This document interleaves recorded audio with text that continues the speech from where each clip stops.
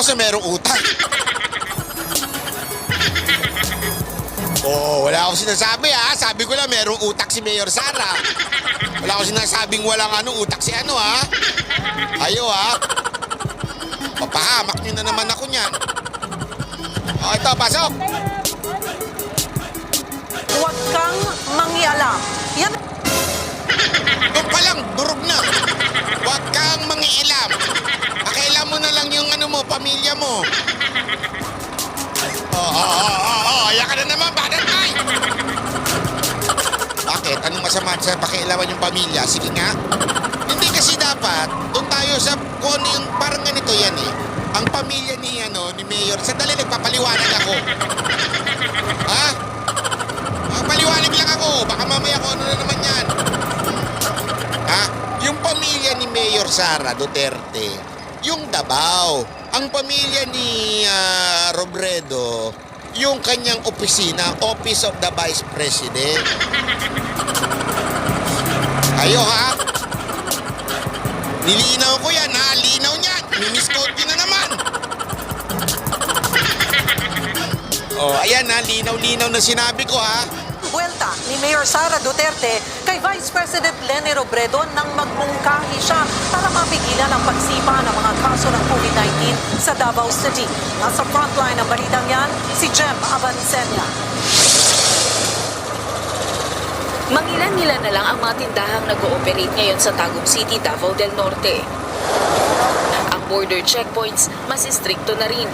Bawal lumabas ang mga 15 anyos pababa at 65 anyos pataas maliban na lang kung may emergency o magpapabakuna. Bawal na ang dine-in services sa mga kainan. Nitong linggo kasi umabot na sa 641 ang aktibong kaso sa lungsod. Pumalo na rin sa 100 ang namatay. Base sa Octa Research, pang-14 na ang Tagum City sa emerging hotspot sa Mindanao dahil sa 49% na pagtaas sa mga kaso. Ang rason sa pagkalat sa virus, Sabi ni Tagum City Mayor Alan Relion, ang mga tao ang carrier ng virus kaya mapipigilan Ay! May tao ba ang carrier ng virus? Hindi ko lang nalaman. Joke lang po. ang kalat nito kung susunod ang lahat sa safety protocols. Sa Davao City naman, patuloy rin ang pagtaas ng kaso sa ikalawang linggo ng Modified Enhanced Community Quarantine.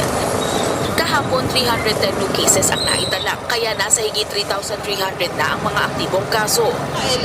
Sa radio program ni Vice President Leni Robredo, sinabi niyang dapat tularan ng Davao City LGU ang pagtugon ng Cebu City sa Si Madam Lenny, kumukha niya si Miss Tapia, wala mo masama doon ha. Kamukha lang niya si Miss Tapia. Naalala niyo si Miss Tapia? Sino yung mga 80s na dito? Yung nanonood ng School Buko. Din nyo lang School Buko. Ganun. Naalala niyo si Miss Tapia? Sige na, pasok na. Madam. COVID cases.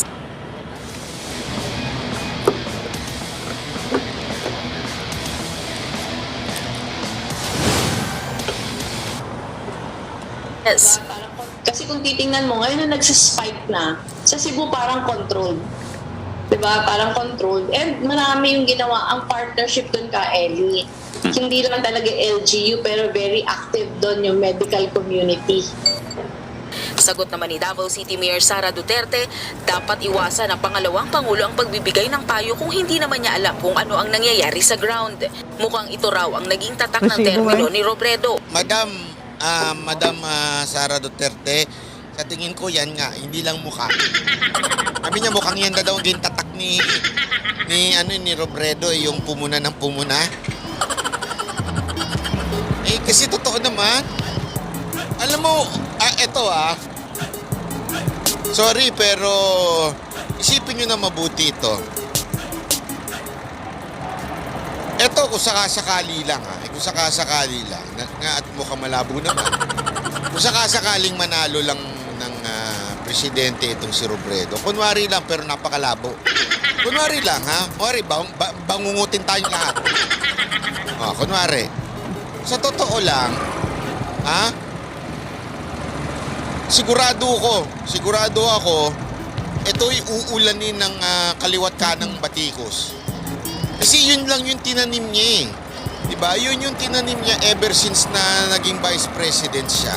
Wala ho siyang nagawang trabaho na maganda kung hindi ho banata ng gobyerno. Oo, meron siyang napapamigay na pandesal, papamigay na ilang sako ng bigas. Eh, yun naman ho, napakadali namang gawin yun. Bakit? Sa laki ba naman ng budget ng opisina ninyo? Kung yun ay pagmamalaki ninyo, yung biskwit nyo binibamimigay, yung cropek ninyong daladalan nyo, at saka yung pandesal ninyo, hindi ho yan ang tamang masasabi natin trabaho. Diba? So, ang akin lang, ang talagang pinakamalaking kontribusyon na nagawa nito ni Robredo, aside from nag-fail siya sa mga binigay ni Pangulong Duterte trabaho sa kanya, diba? Naging sekretary siya, wala naman nagawa. Di umano. Ihabol mo, di umano. Wala naman siya nagawa. Di umano.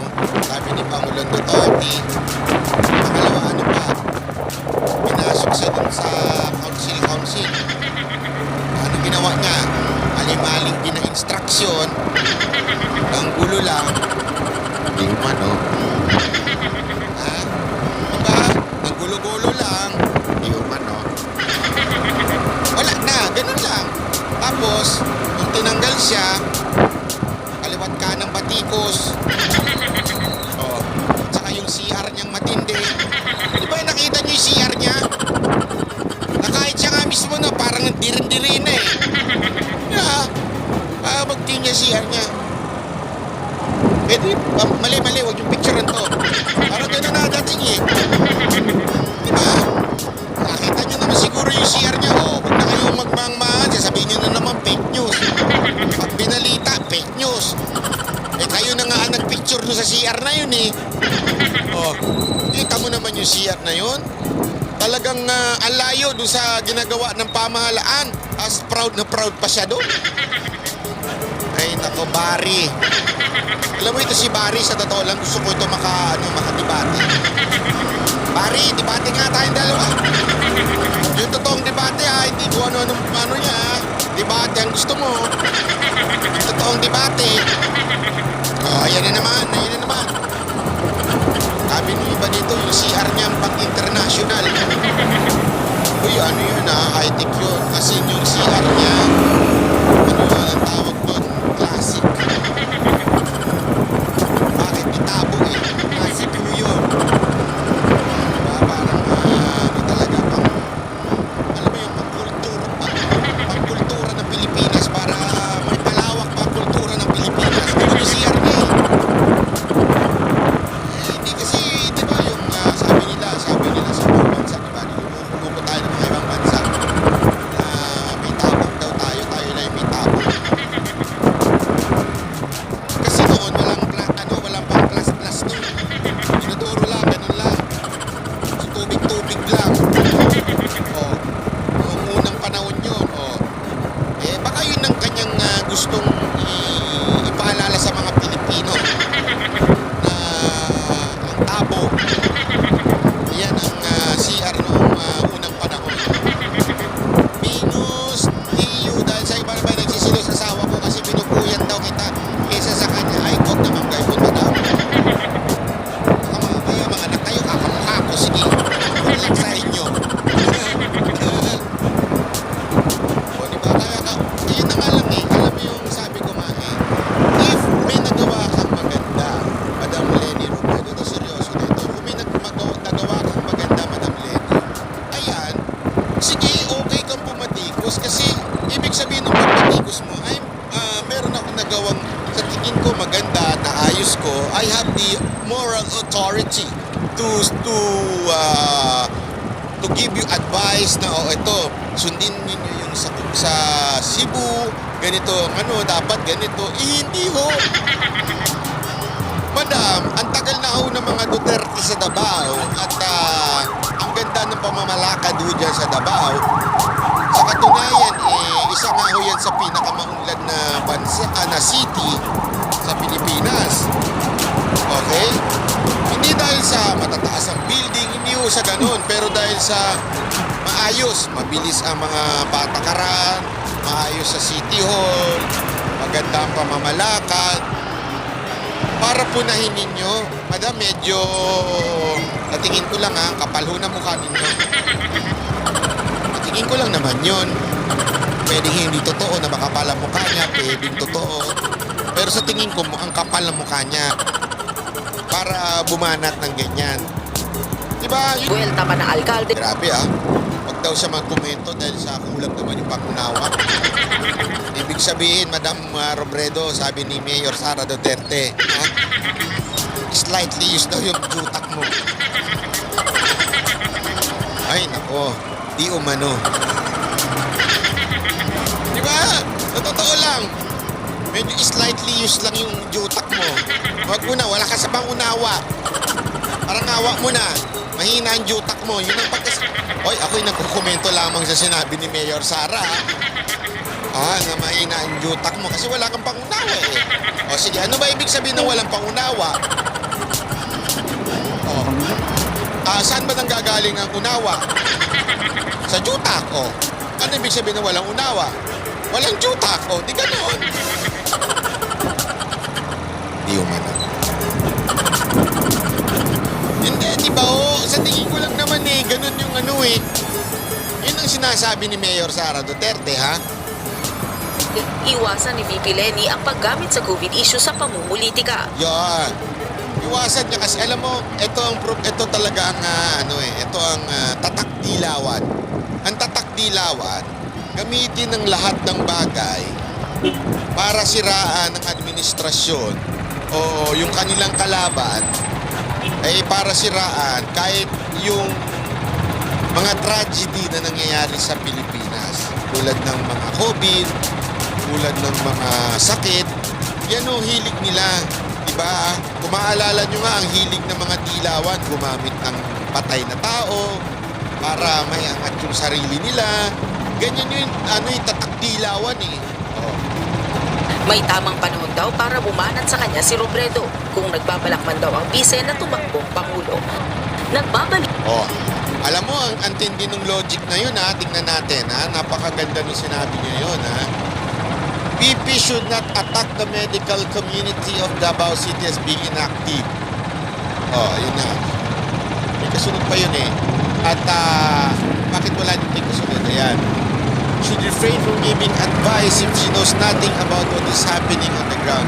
This has been hallmark of the term. Meron pa kasunod.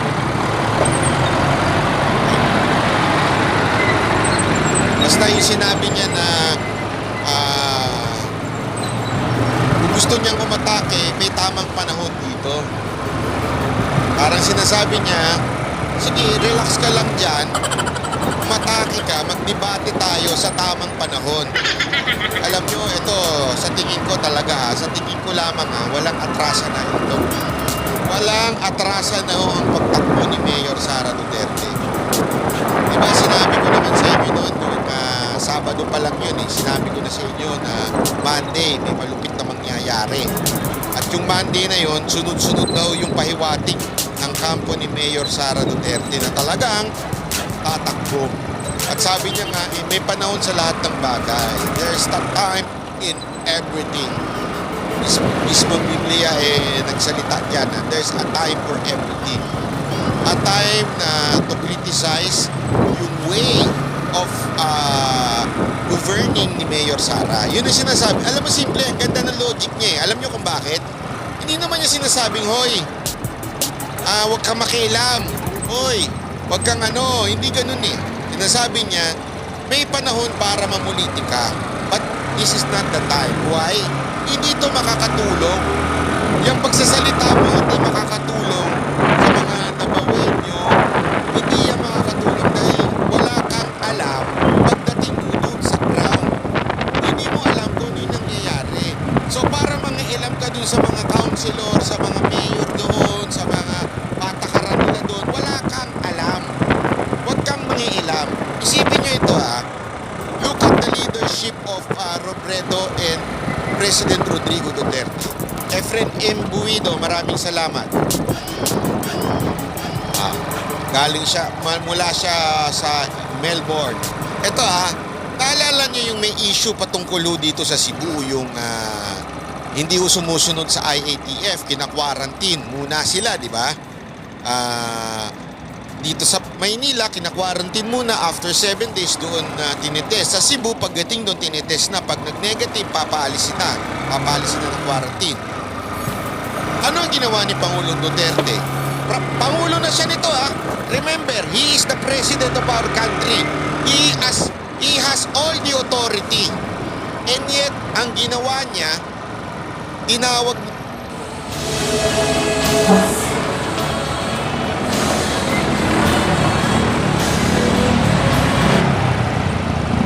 niya si Bob Gwen Garci. Tinawag niya pati yung mga regional director ng DOH doon, tinawag niya at magpaliwanag, usap tayo. Ano ba ang tamang paraan? Ano ba? Ngayon, pinasasubmit yung DOH na mga analysis nila. Tapos ngayon, pinatutupad na sabi ng IATF, dapat sundin na Cebu. Ang sabi naman ni Governor Gwen, iniimbitahan niya yung mga taga-DOH sa sinasabi ni Duque na eksperto. Ibig sabihin, simple lang, merong usap na nangyayari. Hindi atake ng atake sa social media, kaya sa mainstream media. Hindi ganun ang ginawa ni Pangulong Duterte. Isipin nyo to the president can do that. He is the president of our country. Pwede niya sabihin, oy, Governor Gwen, sumunod ka. Pwede niya sabihin yun diba? Hindi, pinatawag niya. Pinatawag niya si Governor Gwen. Nag-usap sila. Ibig sabihin, pinakinggan niya, inintindi niya yung yung nangyayari sa Cebu. Si Robredo, walang ganon. Sana nga, kung gusto niya talagang intention niyang tumulong, abay, sumulat siya kay Mayor Sara at kinausap niya ng personal. Diba? Pwede naman kung talagang may intensyong tumulong. Ang problema, hindi niya intensyong tumulong. Ang intensyon niya, patikusin. Oo po, Gwen Garcia. Ayun naman, sexy star yung Gwen Garcia. Oo nga. Alam mo naman yung panahon ko kasi si Gwen Garcia. Gwen Garcia na, wag na pajulit-julit. Gwen Garcia, okay na. Julit-julit. Panahon ko ni Gwen Garcia. Ano ba pakialam nyo? Yun lang ang sinasabi ko, di ba? Na parang ang sinasabi lang natin, tatak dilawan, basta na makapuna. Hindi intensyon makatulong. Kasi kung may intensyon ka makatulong, there are other ways to do it. I mean, you are the vice president supposedly. Unfortunately, wala. You are the vice president. Pwede mo namang sulatan lang si Mayor Sara. Mayor Sara, may I request to have a courtesy call to you para mag-usap. Ganito. Hindi Banat kagad. Hoy! Lenny Robredo, wag mong kunin yung trabaho ko. Trabaho kayong bumanat Ang trabaho mo magtrabaho, tulungan ng gobyerno. Vice President ako Gusto mo banat ka ng banat di magbanateros ka na lang. Hihira Eto si Robredo, wala talaga sa hulog diba? Kainis tuloy. Kay napulang naman ang kanyang pangunawa. Buwelta pa ng alkalde, iwasan ni VP Lenny ang paggamit sa COVID issue sa pamumulitika. May tamang panahon daw para bumanat sa kanya si Robredo kung nagbabalak man daw ang bise na tumakbong Pangulo. Nagbabalita mula sa Frontline, Jem Avancenia, News 5. Ay, nako. Ayun, ito pa. Kasunod niyan. Ito naman ang sagot niya nung na-exclusive. Kinabahan ako nung sinabi ng GMA, exclusive! Ayaw mo talaga, walang Kinabahan talaga ako nung sinabi ng GMA, exclusive naming nakapanayam! Si Mayor Sara Duterte. Napaisip talaga ako, sabi ko, in-exclusive. Totoo. Naman sabi ko, hindi siya ang nag-exclusive sa kanya. Wala kami nabanggit. Talaga. Magandang gabi po, Luzon, Visayas at Mindanao. Eksklusibong Wala ako po! Nung sinabi eksklusibo, nakaranta ako doon, please. Mayor Sara, huwag kang exclusive. Kasi yung huling na exclusive nila, kaya, banat ba? Careful. Ayan ka na naman. Kasi yung huling, di umano. Di umano ha, sinabi mismo nila exclusive. Hindi ho sa akin ha. Di umano, ang nagsabi nung na-exclusive nila last time, medyo nakalunok ng pakwan. Ha? Ayun yung sabi nung nung babae, nakalunok ng pakwan nung in-exclusive siya. Hindi ako nagsabi noon, ha? Oh, eto, ngayon, na-exclusive, so parang kapanayam ng GMA News, si Mayor Sara Duterte nang dumalo siya sa pagdiriwang ng kaarawan ng yumaong Senadora Miriam Defensor Santiago. Pero kung dati, sinabi niyang sa 2034 niya gustong tumakbo at desidido na siyang hindi kumandidato sa pagkapresidente sa eleksyon 2022, ngayon, hindi na siya humindi. Sabi ng anak ng Pangulo, may hanggang Oktubre pa raw bago ang deadline sa pag-aain ng kandidatura. Narito ang exclusive o exclusive. ako, ayan na naman yung exclusive. Nakakatakot yung mga exclusive nyo, GMA. Pwede bang palitan nyo na yung term? Huwag na exclusive. Hindi kasi, hindi pa nga sinasagot yung paratang ng isang babaeng na exclusive eh. Sagot, kung sinagot nyo na ho ba yun, nakakatakot na yung salitang exclusive. Pag ako na-interview ako ng GMA, ayokong sasabihin nila, exclusive ha. Mira. Pagtutupi ang Cruz. Kulang 4 na buwan bago ang deadline ng filing ng candidacy, wala pa raw desisyon si Davao City Mayor Inday Sara Duterte patungkol sa pagtakbo bilang Pangulo. Kailan kaya ilalabas ni Mayor Inday ang kanyang baraha sa eleksyon 2022? Oo, maaga pa naman. Oo, hindi natin alam kung anong mangyayari tomorrow eh. So, we still have until October 8 yung deadline ng filing of candidacy. Eksklusibong nakapanayam ng GMA News ang presidente. Exclusive na naman. Nakakatakot na talaga exclusive na yan ha. Ay nako, ano na, Sir Randel? Nagising ka ha. Ay nako. Presidential daughter sa isang hotel sa Ortigas Center kanina nang dumalo sa pagdiriwang ng kaarawan ng yumaong senadora na si Miriam Defensor Santiago. Yes, I was invited by the husband of Senator Miriam Santiago to join the birthday celebration of Senator Miriam. Bukod sa pamilya ng yumaong senadora, ilan din sa mga miyembro ng People's Reform Party na partidong itinatag ni Santiago ang dumalo sa pagtitipon pero hindi raw natalakay ang politika. Dumating din sa pagpupulong sa Secretary Harry Roque na miyembro raw ng PRP. Walang politics na napag-usapan sa taas. Walang napag-usapan na line up ng Senate or Vice President. Magkaibigan sila. Alam mo naman ang mga Duterte, kaibigan ng family din namin, lalo na kay Miriam. So, she attends yung sa cemetery, activities sa cemetery. Puro mga kamag-anak lang. So, politika wala masyado. It's not the right place. Kamakailan, pinuna ni Vice President Leni Robredo ang Ito na yung kontrabida.